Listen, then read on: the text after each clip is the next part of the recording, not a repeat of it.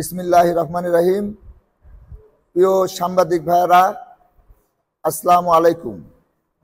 আপনারা অবগত আছেন যে 25/10/2025 দুপুর 12 ঘটিকার সময় তারেক রহমানের 31 দফা বাস্তবায়নের লিফলেট বিতরণের ও একটি মোটরসাইকেলের শোডাউনের প্রোগ্রাম অনুষ্ঠিত হয়।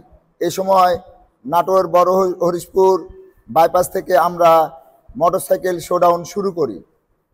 প্রতিমধ্যে শোডাউন নিয়ে নাটোর স্টেশন রেলগেটে পৌঁছালে নাটোরের কুখ্যাত সন্ত্রাসী দুলুর পেটুয়া বাহিনী আমাদের শোডাউনের গাড়ি বহর ও লোকজনের উপর অতর্কিত হামলা চালায়।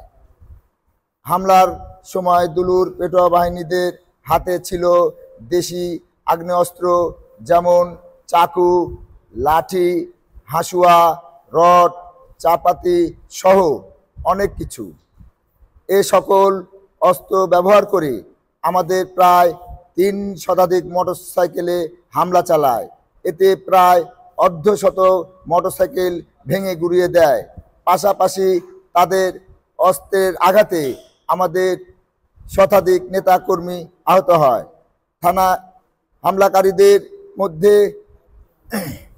থানা বিএনপির সাবেক সাধারণ সম্পাদক আবুল ব্যাপারী, জেলা ছাত্র দলের সভাপতি কামরুল ব্যাপারী, জেলা ছাত্র দলের আবু হানিফ, সাংবাদিক নাসিম রানা, এদের নেতৃত্বে প্রায় শতাধিক সন্ত্রাসী মিলে আমাদের উপর হামলা চালায়। আমরা এ সকল হামলাকারীদের বিচারের দাবি জানাচ্ছি।